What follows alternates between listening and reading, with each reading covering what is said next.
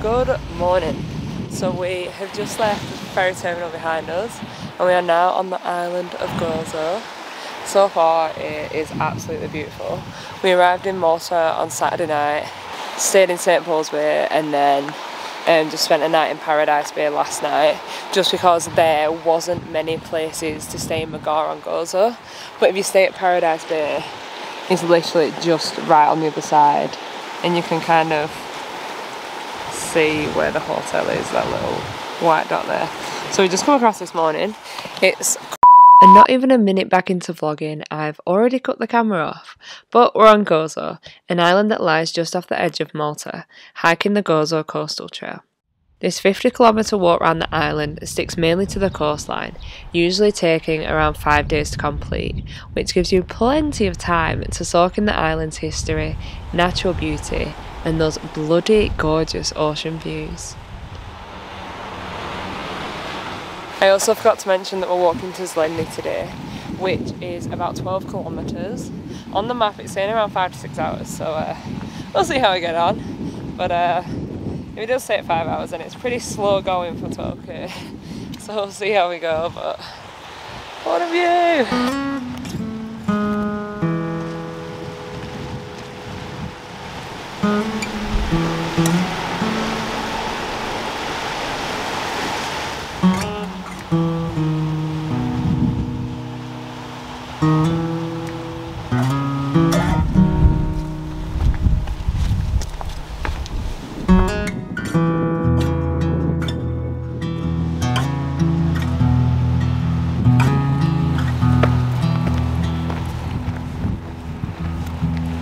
I look around the table,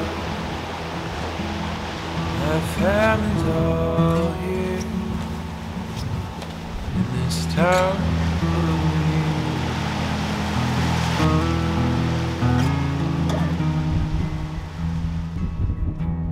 Who visit once a year, so split down the middle. You cut and I choose, but whatever I do,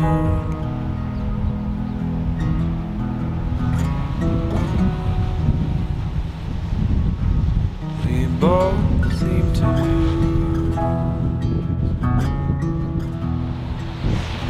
So pretty much all along the trail so far, we've been seeing sections of Fort Chambray. It looks like we're heading up to that now.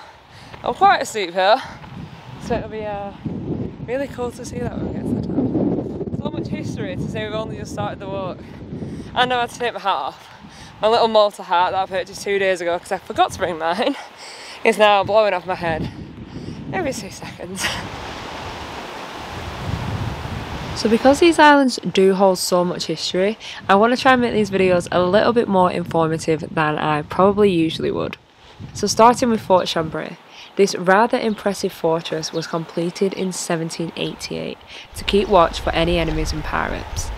It was named after one of the last great knights of Gozo, and the original plans for the fort were basically to become a mini city, but when the knights were pushed out from the island just 10 years after it was completed, Fort Chambray never developed any further, until this year, where the plans have now been reignited to develop the fort into this kind of touristy area, with hotels, shops, restaurants, bars. It'll be very interesting to see what this place is going to be like in the future.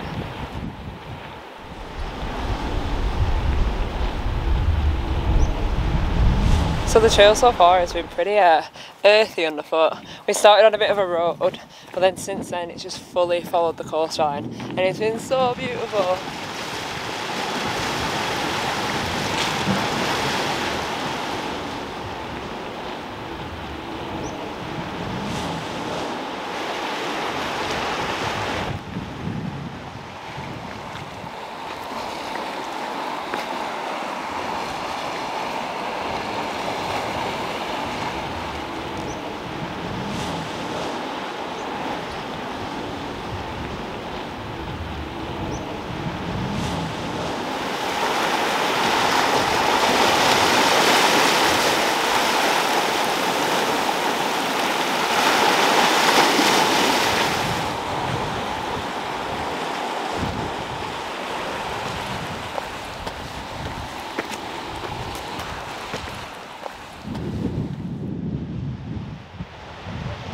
forecast for this trip has looked like it's been a bit up and down and wasn't really as hot as we thought it was going to be.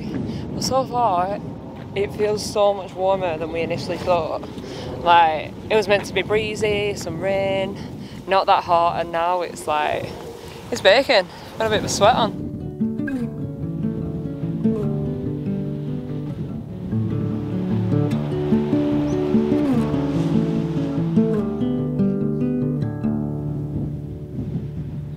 Street lights, car rides to spots that no one knows.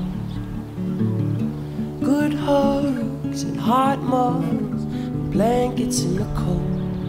They're the things reminding me living life is pretty neat.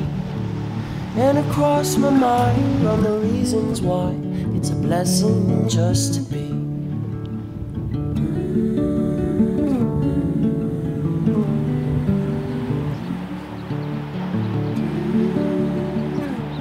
As we were approaching Mgarr, where the tower is in the distance, I had already read about this place being one of Gozo's most sheltered natural harbours, which led me on to this story about pirates.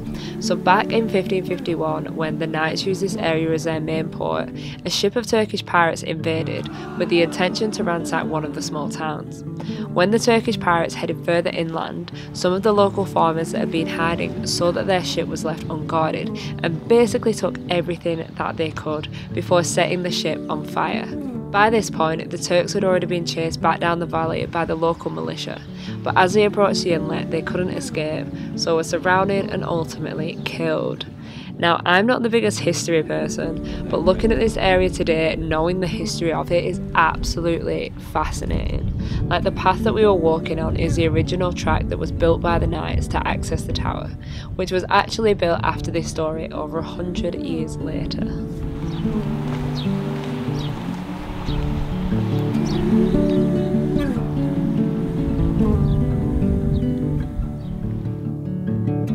Pink clouds and sweet sounds of laughing with your friends. Fresh snow, the moon glow, and views that never end. When the world is stressing me, try to see these little things. And across my mind run the reasons why it's a blessing just to be.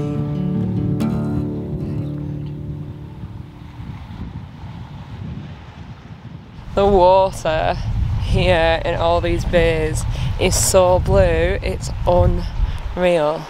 Like, it's the brightest turquoise, it's so nice, especially against all of the wildflowers.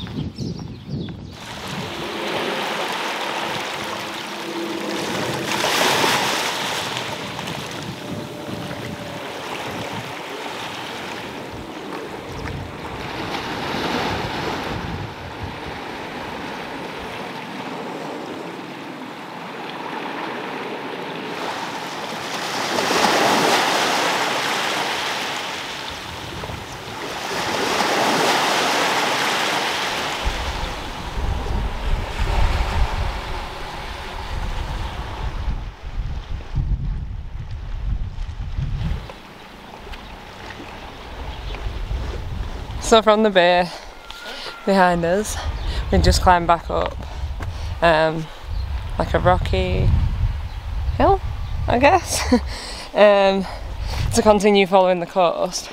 I do have 2 maps though. Correction, we were actually going off 3 maps. One from Visit Gozo, one from Great Walks Malta, which I'm 99% sure is the official one, and a map on all trails.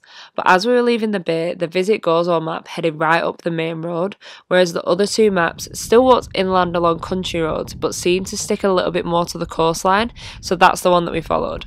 Whether or not this was correct, I don't know, but I figured it was worth mentioning. Anyway, we were making our way to Sanat through the countryside of Tesenk, a protected nature reserve for the local bird life, hosting the largest breeding colony of Cory's shearwater in the Maltese Islands, which is why it's very important to stick to the best that you can.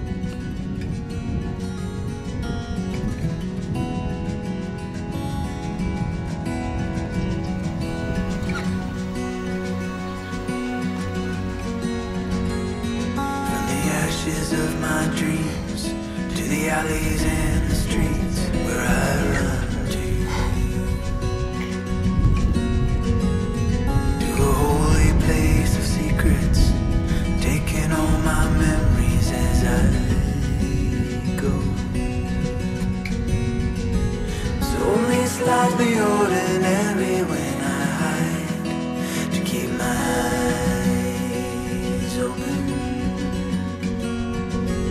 see the folding ribbons tying up my bones. It's the only gift worth giving from the years of all the living that I've done. Whoever finds it in my heart will find gold.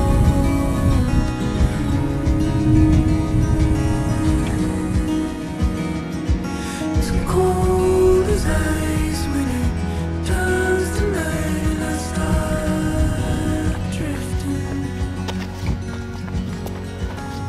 All around there's a hollow sound and I start listening. I always forget with coastal trails how hilly they can be.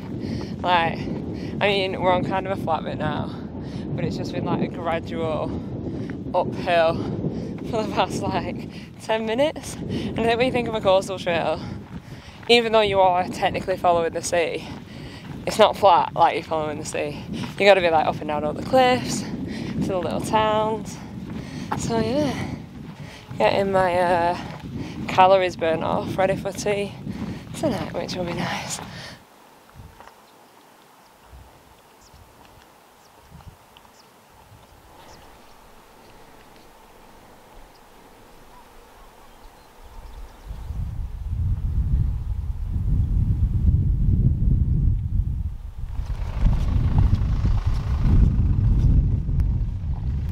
So we just made it to the main road, which means we're not far from Sanat, which is just up there.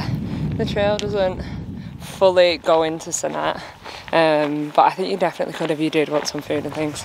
We're not going to do that, we're just going to stick to the trail, because I don't think it's that too far to Xlendi or home for the night.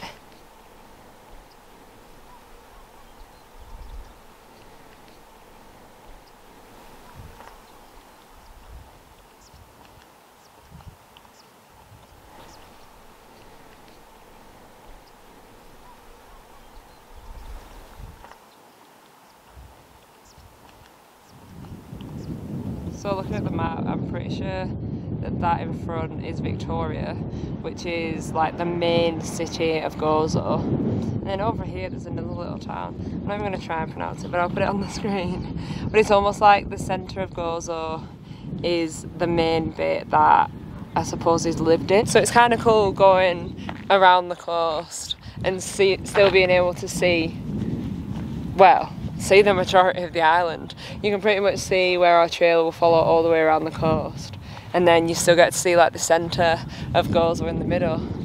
It's really cool. The views are absolutely incredible, but I'd love to come back and explore more of that middle bit.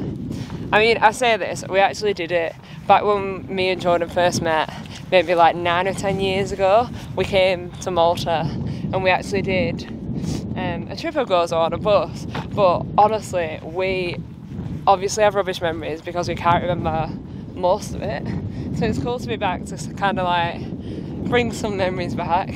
But the hotel we stayed in last night as well is the same hotel that we stayed in all those years ago, so it's mental to be back, but super cool.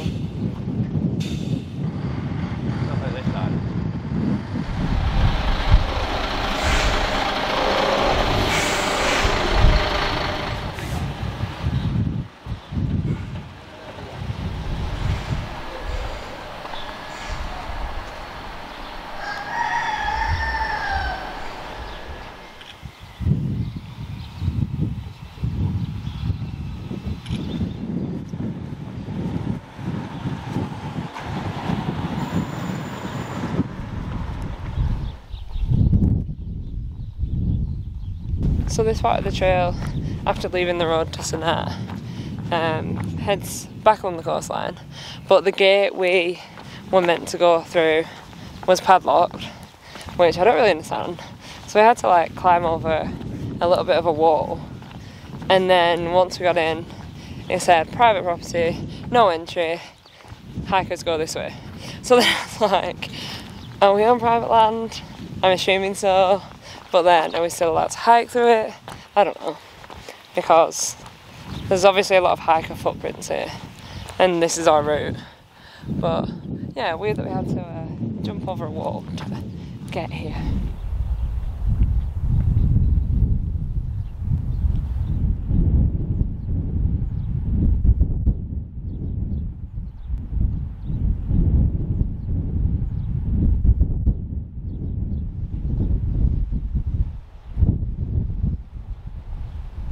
So we're definitely on the right path. We just passed a farmer and all his sheep, and he seems relatively happy to see us.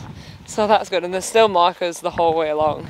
So whether we just missed the turning that we were meant to turn around to get off the road, but either way, it's brought us to the right spot. And the views are absolutely beautiful. There's some insanely steep cliff edges on this section, so won't be going too close to the edge, but what a view. It's also insane how like small Malta is, and then like Gozo and Camino, the islands with it. Like it's just this little trio of islands in the middle of the Mediterranean, and like look how vast it is. There's nothing around for miles and miles. Like it's insane. And I know we're like not super far from Italy and Africa on the other side, but far enough that we just feel so small in the middle of such a vast ocean. Also, I don't think I mentioned earlier about how well marked this trail actually is. There's no like signs as such and like proper markers, but there's some little red dots spray painted onto like walls and rocks on the floor, so that no matter what, you sort of know where you're going. We still keep referring to the map every now and then just to make sure we're definitely on the right path. But yeah, it's so handy having the little red markers to let us know that we're definitely on the right path.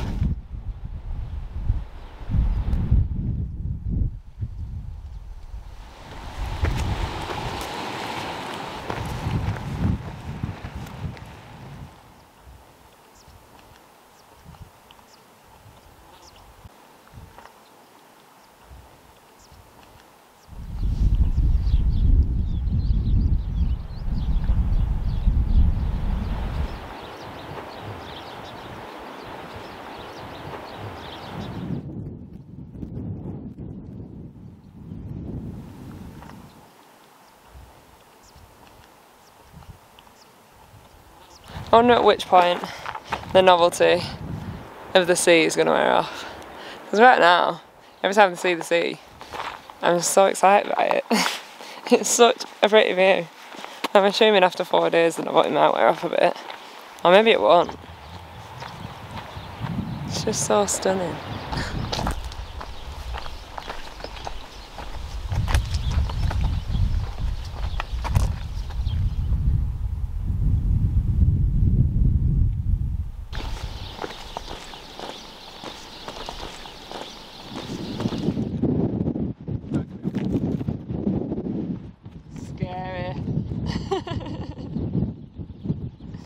And we weren't even that close to the edge.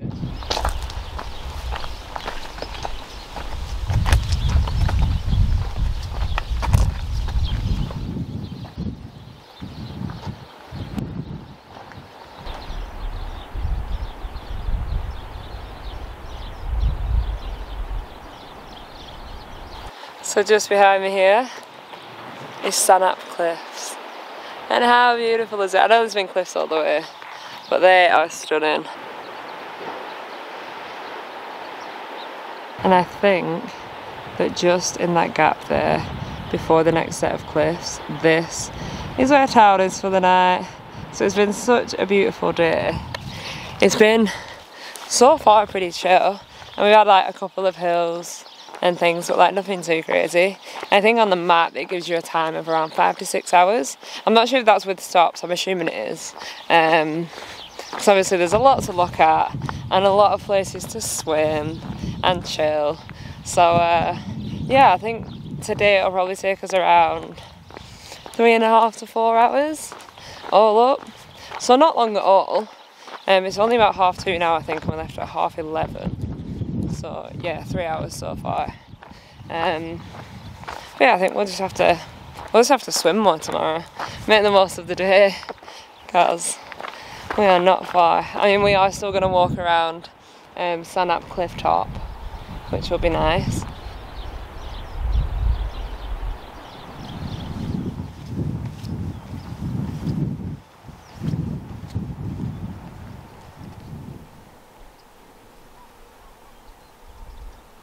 The name Sanap, from Sanap Cliffs, is derived from the Maltese word of mustard plant, as that's what was mainly grown here.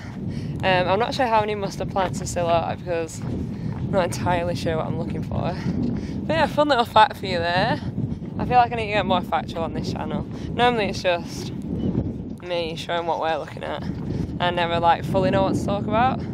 So there you go, fact of the day.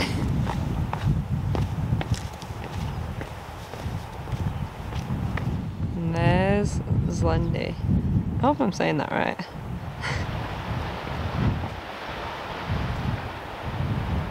One thing I have noticed about Gozo as well is the amount of bins that there are. Like, no matter if it's like a popular touristy area, like even those tiny little bays earlier where there was like no people or one person, every single one had a bin. Like, I've never seen anything like it. It's so good.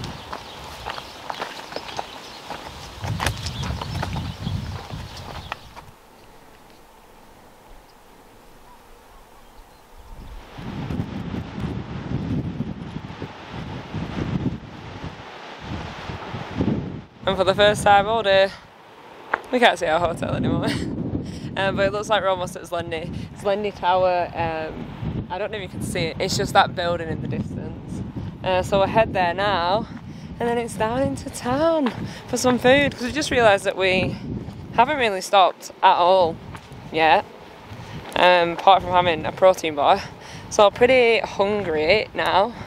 Still got a packet of unopened crisps, but I think we might just wait till we get to town.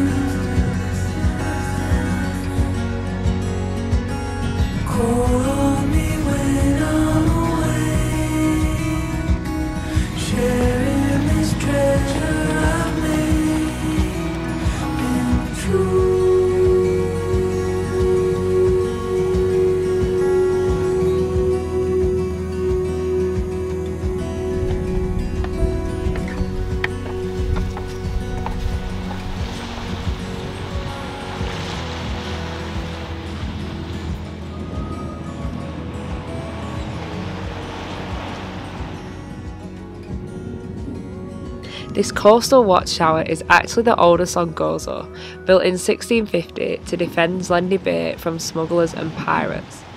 From the tower, it was a beautiful walk along the bay to reach the small fishing village of Xlendi, our home for the night.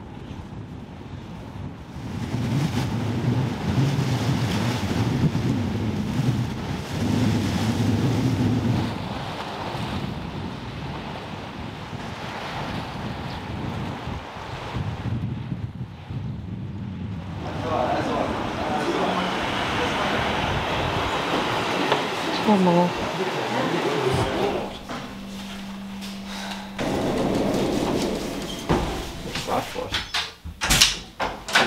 Oh, it's cute.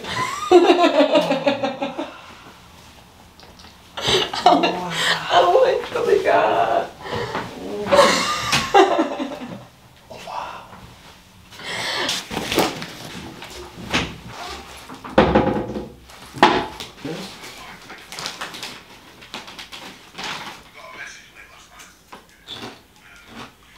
Some time later. Good evening. So it has been a little while since we put the camera up, and we basically came back earlier, chilled a lot, felt really sleepy after today for some reason. I don't know if it's the sun or what. But yeah, after showering we pretty much just got dressed, went straight out for tea, and then got back and had a bit of a nap, to be honest. So it's now like 8 o'clock I think. But our hotel room's really lovely. This hotel's really nice. Johnny's just nipped to the shop outside to get some snacks because it's been a little bit since tea. To the shop, just down there. But yeah, apart from that, I think we're just gonna have a bit of an early night. Got some TV on. I also brought the laptop on this trip, which seems kind of nuts now because my backpack was rubbing a little bit today because I didn't realise that I brought a pack that doesn't have a hip belt because it's a new pack. So bringing the laptop seems like a silly idea now, but if I can get a YouTube video up for this weekend, then it will have been very well worth it. So yeah, a chilled evening now. Pretty tired. I don't know why I'm so tired, but I'm ready for an early night. Ready for another day walking in Gozo tomorrow. Of healthy nutrition is increasing at the world's largest.